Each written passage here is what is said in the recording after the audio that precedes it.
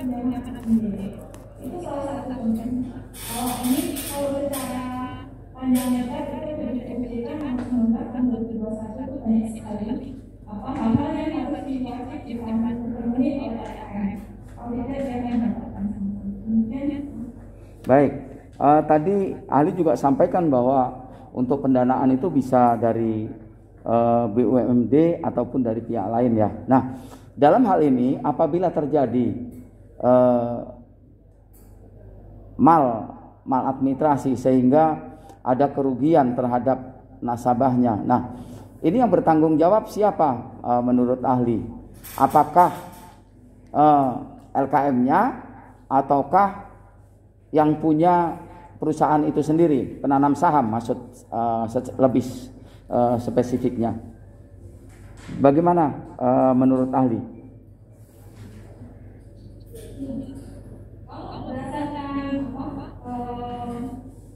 undang-undang dan BPJS itu adalah merupakan tanggung jawab dari LKM-nya. Jadi karena memang LKM ini yang menerima dana nasabah itu. LKM ini makanya kita wajibkan LKM untuk menginvestasikan simpanannya, memberikan tanda petik kepada simpanan dana. Bahkan di undang-undang LKM pasal 29 kan bahwa LKM wajib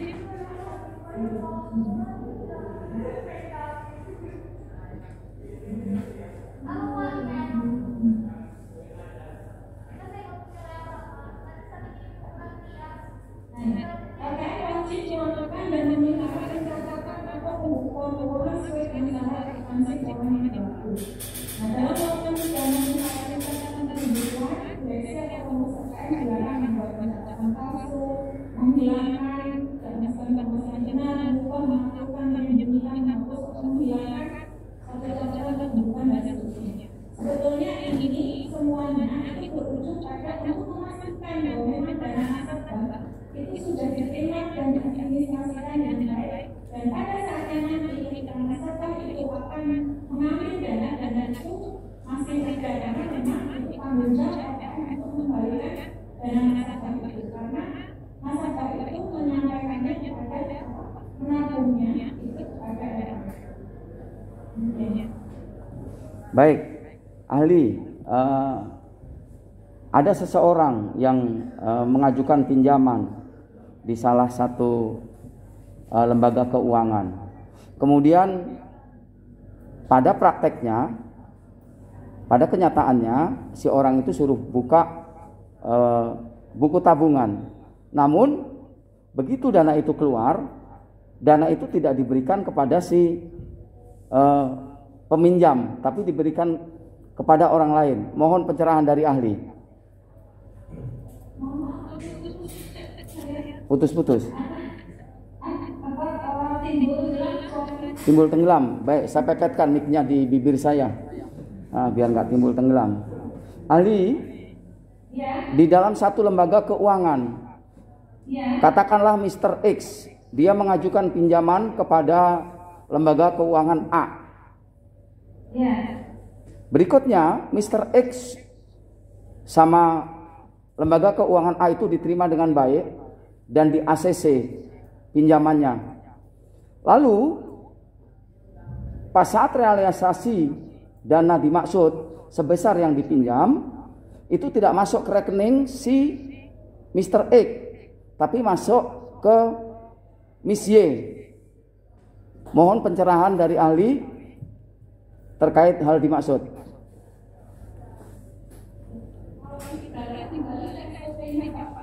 Berarti ada penyimpangan atau kesalahan dari pemberian pinjaman sehingga menyebabkan si Mr. X tidak menerima dana yang seharusnya dia.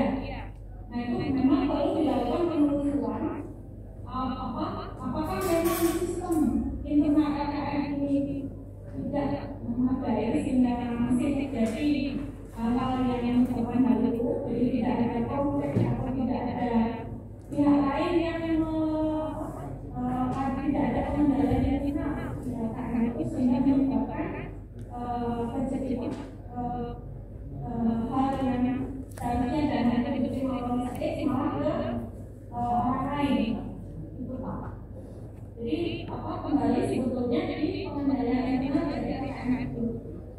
Baik, ahli. Andaikan terjadi hal semacam tersebut di atas, kemana masyarakat bisa mohon bantuan kepada OJK? Maksud saya di bagian mana, terus mekanismenya seperti apa?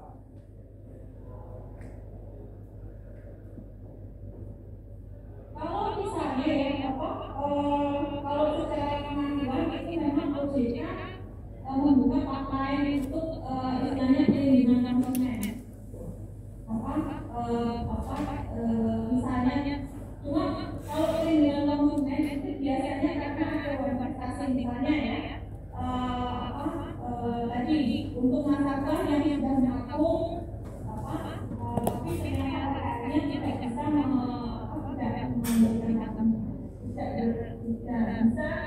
mengembalikan kepada nasabah. Oke, kalau yang ini kan ada penyimpangan.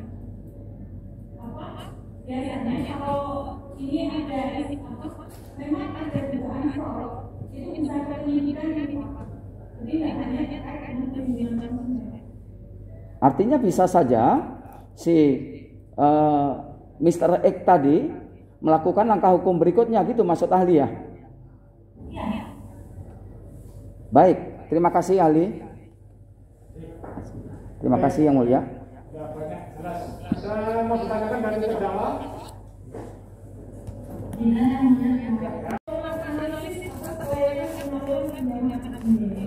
Itu salah satu contoh. Kalau ini kalau secara panjang lebar itu diperhatikan harus mengembangkan 2021 itu banyak sekali hal-hal yang harus diwajib dipenuhi oleh AKM. Kalau tidak jangan mendapatkan kemudian.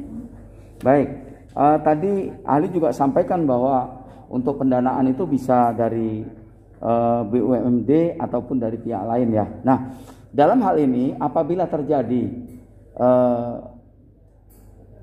maladministrasi sehingga ada kerugian terhadap nasabahnya. Nah, ini yang bertanggung jawab siapa menurut ahli? Apakah LKM-nya ataukah yang punya perusahaan itu sendiri, penanam saham maksud lebih spesifiknya? Bagaimana menurut ahli? Kalau berdasarkan undang-undang LKM dan BPJS itu adalah merupakan tanggung jawab dari LKM-nya. Jadi karena memang LKM ini yang menerima dana nasabah itu, LKM ini makanya kita wajibkan LKM untuk menginvestasikan simpanannya, memberikan tanda petik kepada simpanan dana. Bahkan di undang-undang LKM pasal 29 bahwa LKM wajib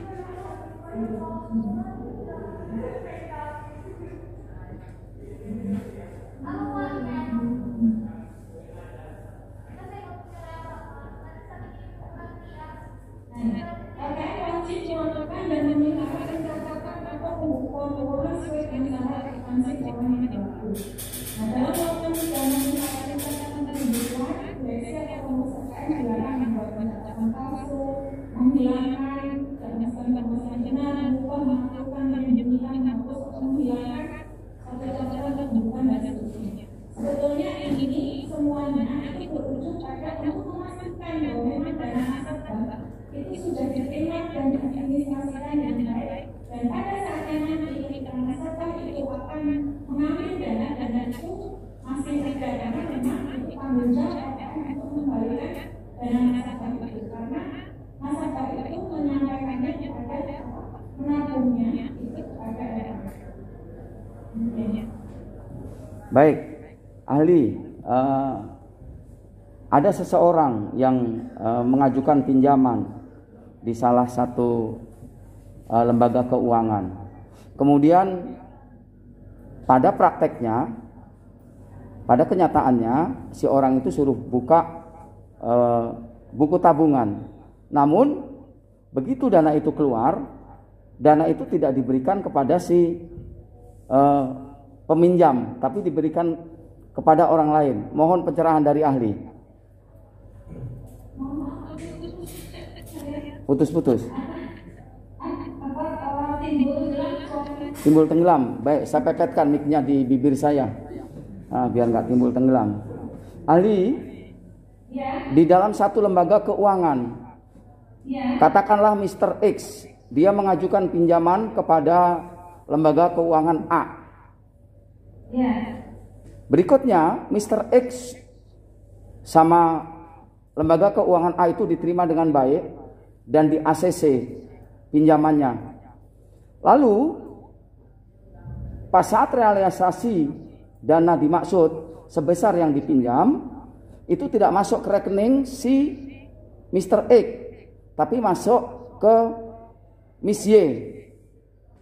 Mohon pencerahan dari ahli terkait hal dimaksud.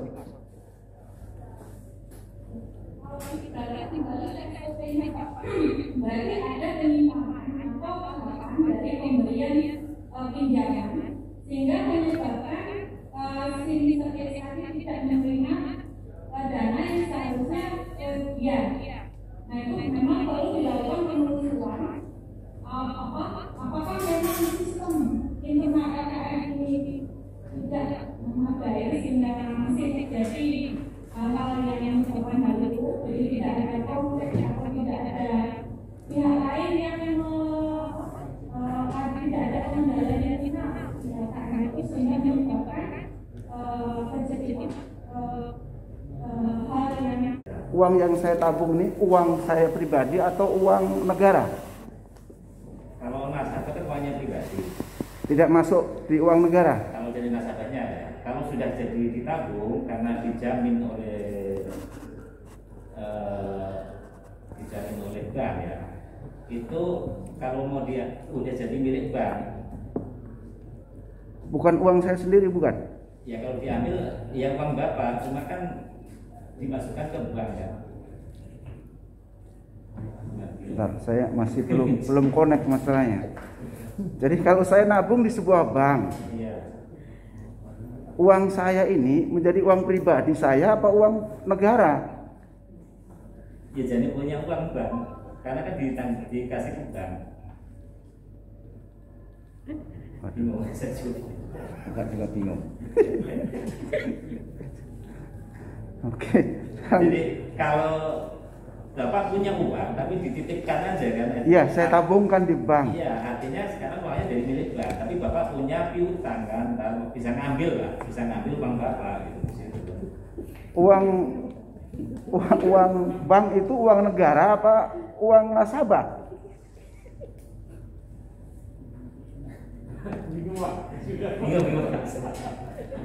Bingung Mas. Ganti. Saya ganti. Nggak perlu bingung. Tadi kan kami sudah menjelaskan. Tergantung perspektif dari Iya. mana. Kalau dari yang saya jelaskan, saya paham yang dijelaskan tadi bahwa kalau dari sisi nasabahnya tentu uang nasabah ketika uang itu masih berada di tangan nasabah, begitu kan dia. Kalau saya salah kalau ya. Tapi ketika kita sudah setorkan ke bank itu menjadi keuangan bank karena sudah masuk akuntansi bank, tapi bank menjamin kapanpun ya kan bisa diambil. Nah ketika nasabah mau mengambil waktu uangnya jadi milik nasabah kan gitu. Begitu lagi.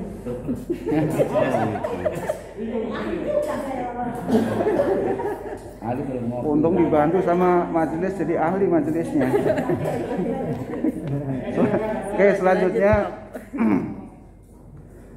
dalam tabungan tadi yang disampaikan dan mungkin saksi-saksi sebelumnya di ruang sidang ini ahli, bahwasanya kan ada atasan teller ini ya. Terus ketika ada nasabah mau ambil uang ternyata habis atau tidak ada, kenapa ini jadi masalah teller bukan masalah sebuah LKM gitu? Gimana pencerahan dari ahli? Akhirnya kan jadi masalah direksi, Pak.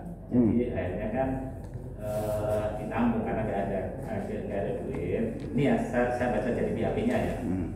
Karena nggak ada duit, makanya ditampung oleh Pak Ahmad itu mana nasabah-nasabah yang punya tabungan ditampung, yang mau ngambil ditampung, terus dicek ke kas Nah, kasnya kan nggak ada, makanya dijanjiin sama dia, terus didata ulang. Oke. Didata ulang total kotanya itu sampai 4,8 miliar itu. Oke. Ya, lagi. Kalau menurut ahli ini kesalahan kolektif atau pribadi karyawan itu sendiri? Kalau saya nganggap ini kesalahan kolektif, karena apa? Setiap hari harusnya ada cek atau clearing Oke. di situ. Karena tidak dilakukan setiap hari, artinya atasan juga terjadi pembiaran. Betul. Ya kan? Ya. Saya nganggapnya gitu. Betul. Jadi pembiaran.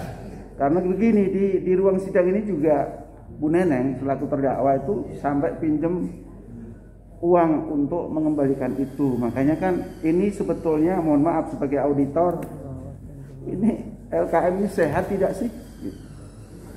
Tidak sehat, Pak. Tidak sehat. Tidak sehat. Karena ya di sini tadi dari salah perlu ngomong tadi ada penyesuaian itu. Nah, itu kan artinya nggak sehat. Ya kan? Harusnya kan setiap ada yang lagi ada duitnya. Nah, ini kan karena nggak ada duitnya kan artinya nggak sehat. Jadi karena tadi pertanyaan saya uang tabungan juga termasuk uang negara, jadi pertanyaan saya buyar yang mau saya kejar sebetulnya. Mungkin dilanjutkan sama rekan saya. Terima kasih. Melakukan kegiatan audit di LKM Ciumas beberapa waktu yang lalu, ahli sendirian ataukah bersama tim? Bersama tim. Bersama tim. Berapa orang ahli? Anggota 2, ketua saya 1.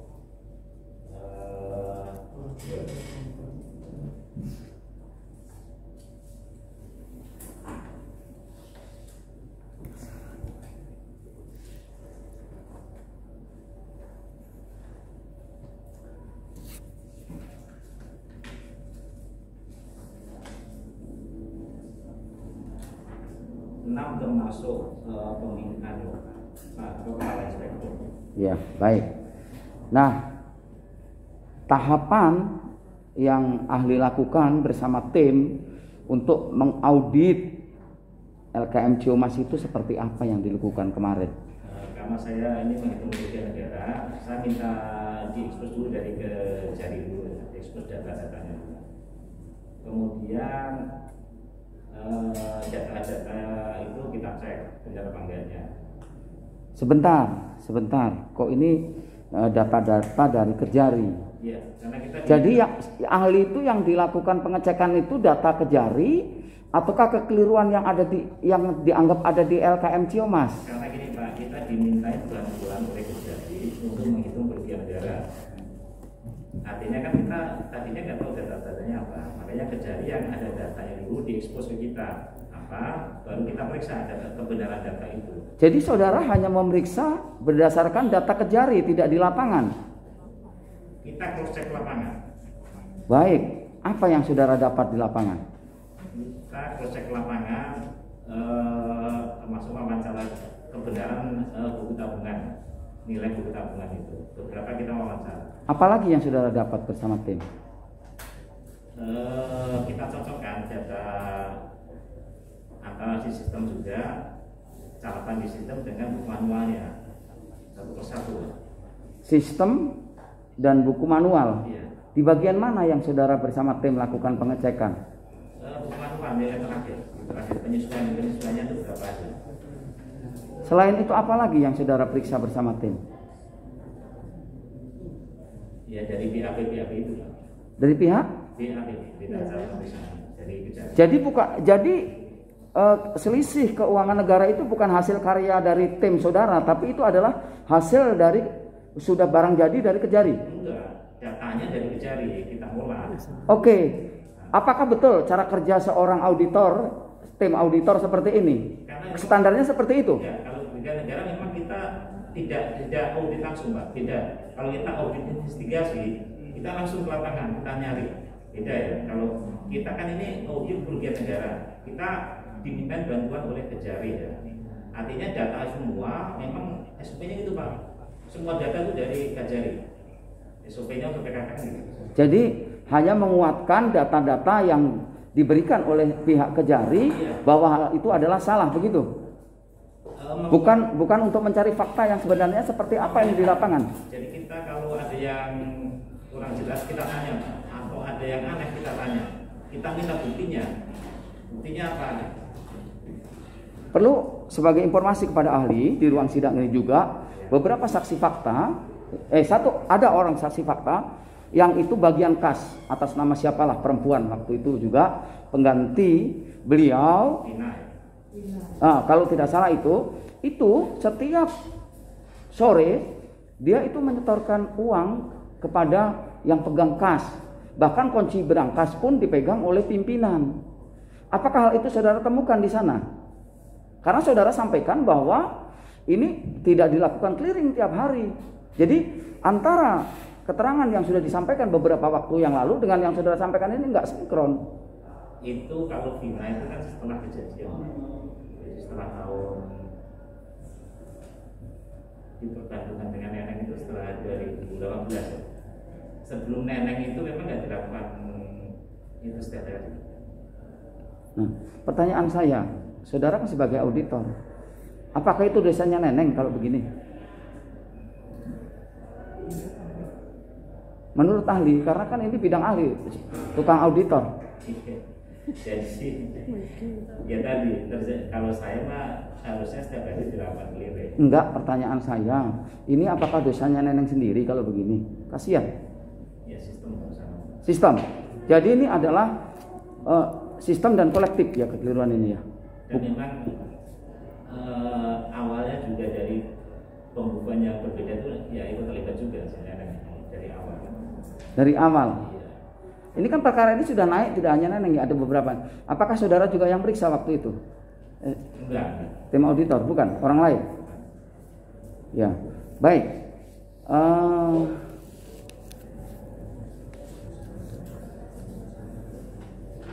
Saat itu pas setiap sore itu uang dari nasabah dikembalikan kepada si monitornya ya. Sebentar ya Pak. Pak, tadi saya lupa nama Bapak siapa. Nah, apakah juga saudara sempat tanya kepada yang pegang kas? Karena waktu itu disampaikan setiap pagi itu kas itu dikembalikan kepada bagian depan, sore dikembalikan. Sempat ketemu enggak dengan bagian kas? Enggak sempat saudara tanya. Hanya nanya di bagian tabungan saja. Tidak sampai ke dalam ya. Standarnya demikian. Ya, kita kan untuk menemukan fakta di lapangan itu. Ya, kita kan ruang lingkupnya ada dibatasi kayak di situ antara penyesuaian yang catatan di sistem dengan tabungan. Nah, baik. Saudara kan sebagai auditor, dalam mengaudit itu pasti ada goal, ada tujuan. Tujuannya apa dengan audit yang dilakukan dengan hanya di bagian depan saja itu? Coba mohon dijelaskan. Tujuan utamanya adalah apa? Hanya mengaudit bagian pintu depan saja. Kita kan berdasarkan data dari Kejari Pak ya, Kejaksaan. Kita batasi ruang lingkupnya untuk menghitung kerugian keuangan negara berdasarkan catatan antara di sistem dengan real tabungan. Nah, kerugian negara itu kan akibat adanya penyesuaian itu, akhirnya timbul kerugian negara sekitar 4,8 itu kan, karena ditagih sampai nasabah. Enggak, saya tadi udah dengar cerita itu, udah disampaikan itu.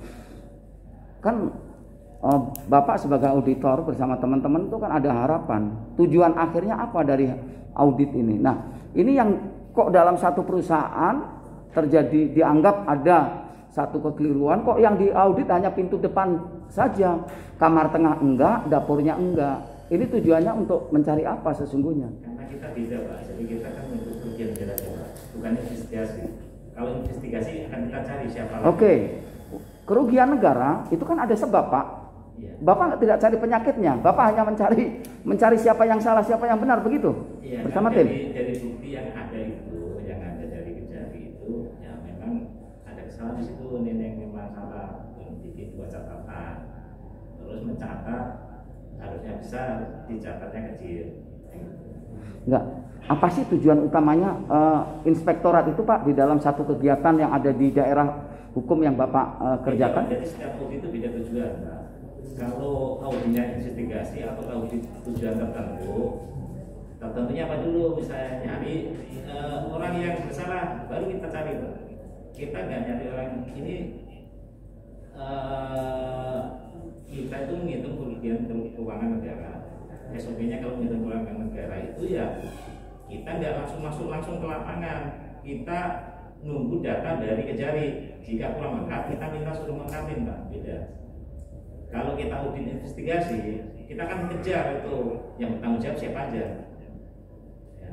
Beda cara auditnya. Ada berapa macam sih Pak audit yang Bapak lakukan biasanya untuk ngejar ini? Dianggap ada kesalahan keuangan atau apapun lah namanya. Iya, kalau ditugaskan audit investigasi saya kejar orangnya.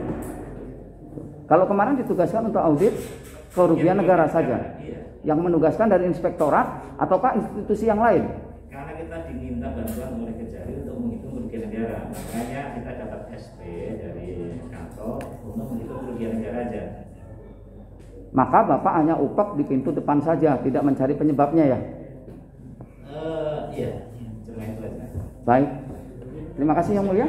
Terima kasih Pak Eko. Oh iya masih ada. Masih ada Yang Mulia. Terima kasih. Ahli inspektorat. Betul. Ya. Saya tanya, inspektorat ini di semua daerah kan pasti sama ya, Iya. Saudara ahli. Sebagai APIP atau aparatur pengawas internal pemerintah. Iya. Saya mau tanya, SOP sebagai inspektorat itu apakah di semua daerah itu sama? Kalau Tolong dijelaskan. harusnya sama karena kita pakai standar AIP ya. Kalau cara mengauditnya. Ya. Tapi kalau cara mengauditnya ya harus sama harusnya. Harus sama. AIP ya. Jangan harusnya, pasti. Pasti sama karena AIP. Cuma kan ada yang dia pakai standar apa enggak itu. Pertanyaan.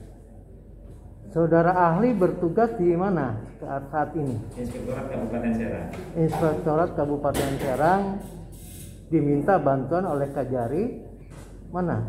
Kejari Serang. Kejari Serang untuk mengaudit LKM ini. Bukan, untuk menghitung kerugian negara yang ada di Menghitung kerugian negara tok. Iya.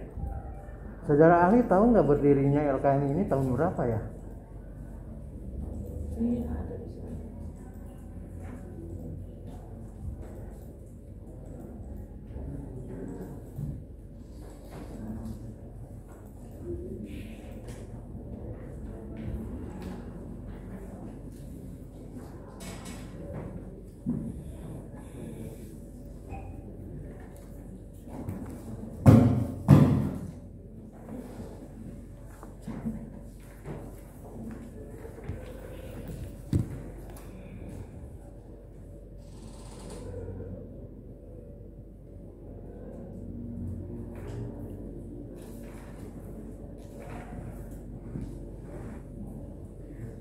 Ya kalau nggak ketemu nggak apa-apa. Tanya yang lain aja.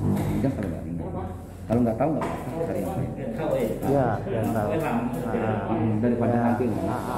lama ya. Ya. Saya juga jadi lupa nih. Ngelihat Bapak ini jadi lupa saya. Semakin seru. Baterainya makin lemah. Lobet ya, mulai lobet. Pak Eko belum ngopi tadi. Jadi begini. Jadi tadi ahli sebutkan semua SOP di setiap daerah itu sama. Ya seperti itu ya, sama. Mengikuti standar AIP ya, sama. Menurut standarnya sama.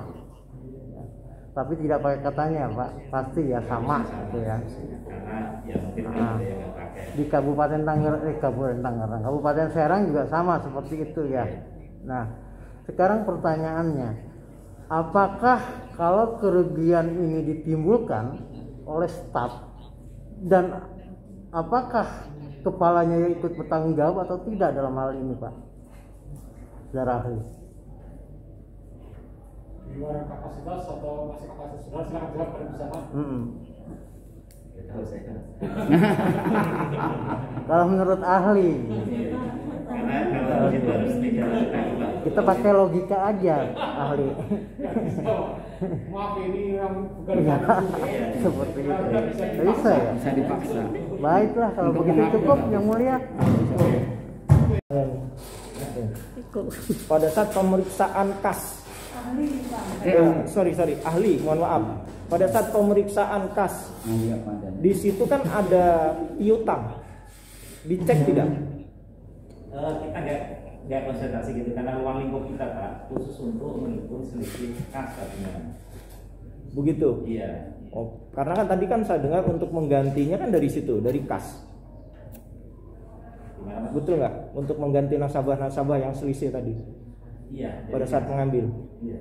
Nah harusnya kan pada saat dicek piutangnya kan ada, kan kita ketahui bahwa LKM ini memberikan kredit, betul nggak? Betul. Artinya kan ada kredit yang lancar, macet, kan gitu kan? Betul. Nah artinya di situ kan juga harus dicek. Yang lancar ini kan harusnya ada pembayaran. Betul. Nah ini nasibnya gimana nih sekarang ini juga akhirnya kan? Yang lancar-lancar ini, Iya. kan begitu. Di situ nggak disebutkan ya? Enggak, ini khusus makanya ruang lingkup kita cuma dibatasi Hanya di situ untuk saja? tabungan aja. Oke. Selanjutnya, tadi kan saya penasaran dengan kok periksanya di belakang saja. Yang kita ketahui tadi kan rekan saya sudah Pintu depan. belakang Pintu depan depan. saja. Tadi kan rekan saya sudah menyampaikan bahwa tugas inspektorat itu sebenarnya kan harus mengawasi di bulan-bulan sebelumnya. Adakah laporan itu sampai ke Bapak Enggak tahu Pak. Mungkin sebagai referensi? ada, mungkin ada. Cuma saya kan bukan timnya Pak. Saya nggak tahu. Tetap ada lah kalau di audit pasti ada. Kenapa nggak ikut diperiksa laporan-laporan tersebut? Kan harusnya kan itu jadi referensi juga, jangan di belakangnya saja menurut Pak Jaksa nih. Kan pernah diperiksa KAP juga Pak. KAP juga diperiksa. Dari KAP itu kan ternyata kan hampir sama temuannya dengan Pak Ahmad Sarifudin juga angka-angkanya. Hanya itu saja. Iya. Karena kalau yang saya ini akhirnya kan jadi Bapak sepertinya membenarkan temuan dari jaksa-jaksa saja kalau menurut saya ya. Ya kita kan buktinya memang dari jari Pak. Kita nggak bisa masuk. Beda auditnya Pak. Kalau kita audit investigasi Mungkin kalau kita Bapak kan. bisa menimbang data silakan. Iya. Mungkin itu aja Pak. Terima kasih Pak. Kemudian untuk surat edaran OJK itu ada yang sudah terbit itu terkait dengan laporan keuangan itu mengatur format dan sebagainya. Kemudian ada namanya SEDK atau ini adalah sebetulnya adalah SOP buat kami, buat internal. Jadi surat edaran Dewan Komisioner OJK yang mengatur pedoman atau tata cara pemeriksaan LKM dan tata cara pembinaan dan pengawasan LKM. Jadi itu yang berlaku untuk menangani surat OJK. Nah, mengenai tadi yang Bapak tanyakan itu terkait dengan kegiatan LKM itu masuk di POJK penyelenggaraan usaha LKM. Itu di POJK nomor 19 tahun 2021. Di situ diatur seluruh hal-hal yang harus dipenuhi atau dipatuhi atau harus dilakukan suatu LKM dalam melakukan penyelenggaraan kegiatan usahanya. Mungkin contoh yang terkait kewajiban LKM terkait yang POJK 19 tahun 2021. Misalnya di pasal 13. Di pasal 13 menyatakan bahwa LKM yang menjalankan kegiatan pengelolaan simpanan itu maksudnya tabungan, deposito dan sebagainya, wajib mengadministrasikan simpanan penyimpanan dan memberikan tanda bukti simpanan. Seperti itu. Kemudian itu satu contoh. Kemudian ada contoh lain misalnya pasal 3 dalam menjalankan kegiatan usaha penyaluran pinjaman atau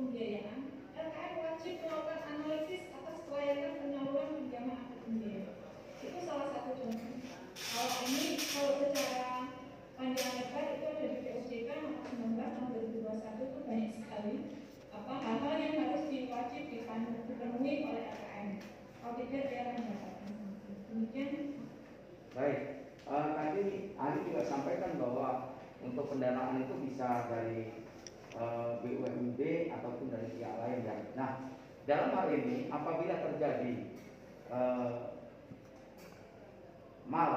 maladministrasi sehingga ada kerugian terhadap nasabahnya. Nah, ini yang bertanggung jawab siapa menurut ahli? Apakah LKM-nya ataukah yang punya perusahaan itu sendiri, penanam saham maksud lebih spesifiknya? Bagaimana, siapa yang salah, siapa yang benar begitu? Iya kan, dari bukti yang ada itu, yang ada dari Kejari itu, ya memang ada kesalahan di situ. Nenek masalah bikin buat catatan, terus mencatat harusnya besar, dicatatnya kecil. Enggak. Apa sih tujuan utamanya inspektorat itu Pak di dalam satu kegiatan yang ada di daerah hukum yang Bapak beda Pak, jadi setiap audit itu beda tujuan.